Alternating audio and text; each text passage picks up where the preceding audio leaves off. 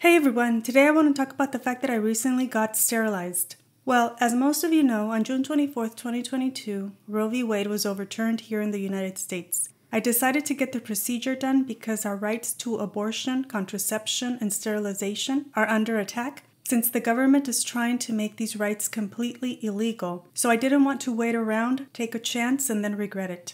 For anyone that doesn't know me, I am a 49-year-old woman. I live in Illinois. I never had kids and never want to. I'll leave a link to my video, Why I Am an Antinatalist, in case anyone is interested in knowing the reasons why I am personally against procreation. And for those who do watch my channel, this will not be like my regular videos. Here, I will only talk about the actual process of getting sterilized, and I will go through it step by step, so you kind of know what to expect if you decide to get it done.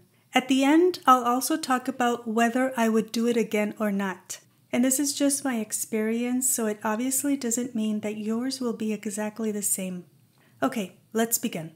So the first thing I did was make an appointment with an OB/GYN. I didn't mention that I wanted to get sterilized because I feared they wouldn't take me in. 2 years ago, I had called 2 different clinics and they said that if I didn't have at least 2 kids, they would not even give me an appointment. So that's why I waited until I was there to tell the doctor I wanted to get my tubes tied. She tried to talk me out of it. She gave me all the other options I had available. She did everything she could to get me to change my mind, but I told her I was not going to. She finally accepted. She told me that I needed to get a pap smear since my last one was done several years ago.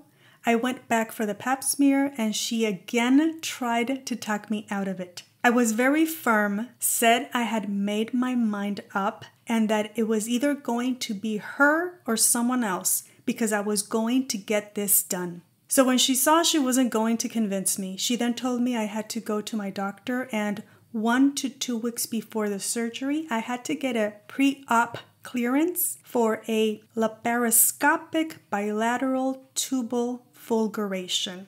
I think that's how you say it. This is where they cut your tubes, not just tie them. I made the appointment 2 weeks before the surgery, and they just did a blood and urine test, checked my blood pressure, my heart, my weight, etc. Just a simple checkup, nothing major. And I asked them to fax over the results to my OB/GYN because that's what she asked me to do. Then 3 days before the surgery, I went to the hospital for a COVID test, and I had to be in quarantine for those 3 days before the surgery. The day before the operation, I was not allowed to drink alcohol or eat anything greasy or spicy. And since my operation was first thing in the morning, I was not allowed to eat or drink anything after midnight, not even water.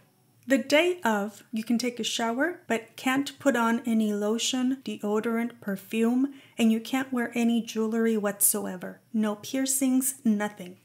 So I arrived an hour before like I was told. I was checked in and I was asked to pay $485. Then I was taken inside. I was asked to give them a urine sample to make sure I wasn't pregnant. Just so you know, they did allow 1 person to be with me in the prep and recovery area.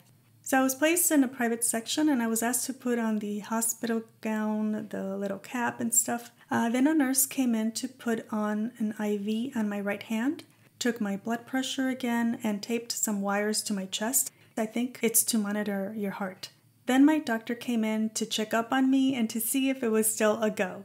After that, they injected the anesthesia into my IV. Then the nurses wheeled my bed into the operating room. Once I was there, they put like a gas mask over my nose and mouth, and I was immediately completely out. The actual procedure is done through 2 small incisions, one under the belly button and one on your lower abdomen. They are about 1/4 of an inch wide, so they're pretty small. Through the belly button incision, they stick a camera so they can see what's going on, and through the other incision, they do the cutting and burning of the fallopian tubes. They do have to fill your abdomen with gas so they have enough room to work, and since they can't get all of it out, some of the gas stays there, which makes you feel bloated for several days. I honestly felt more uncomfortable because of the bloating than I did about the incisions, and the actual surgery takes about 20 minutes total. So after I was taken back to my little private section, when I woke up, the nurse gave me some juice and cookies, I did have a bit of a headache and a sore throat because they stick a tube down your throat during the procedure, I believe, so that you can breathe. They let me rest for several minutes afterwards, and once I felt good enough to get up, I got dressed and the nurse wheeled me out to the car. And someone does have to drive you because you cannot do it on your own. I stopped by CVS to get the painkillers my doctor prescribed and then went home. I ate something light because I wasn't very hungry, and for the next 2 days I didn't eat anything greasy or spicy because my stomach felt a bit sensitive. They don't recommend you eating anything too heavy, spicy, or greasy after the surgery, so just keep that in mind. I slept most of the day and most of the next 2 days as well. I took the painkillers the first night just as a precaution, to be honest, because I was not in that much pain. I did have to sleep sitting down the first 2 nights because my stomach felt so bloated I couldn't lie down because it was kind of painful when I did. Like I said, the bloating was more uncomfortable than the actual cuts, but nothing major. I didn't even need to take an Advil or anything. The doctor did warn me that I might have pain on my right shoulder, which I did for about the first 3 days. If I moved my arm too much, it would start to hurt a little, so I just took it easy. And I couldn't sleep on my right side for several days, but then the pain was just completely gone. I drank warm tea for a couple of days, and that seemed to help with my sore throat. I recommend someone assist you take a shower the first few days because it's a bit uncomfortable to bend over when you have to scrub or dry your lower body. It's probably not absolutely necessary, but I would personally plan for it just to be on the safe side.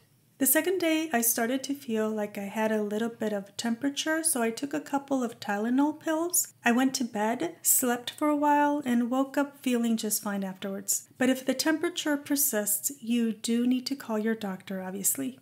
2 weeks after the surgery, I had to go back to my OBGYN so she could check the incisions and make sure everything looked okay. She did say that it would take about a month and a half total to completely heal. Just so you know, you cannot have sex for at least 2 weeks or a bit longer depending on how you feel. It took me around 3 days to feel a little bit more normal, quote unquote. Around the 3rd day, I did start to bleed. It was like having my regular period and it lasted about 3 days or so. I didn't feel any cramps.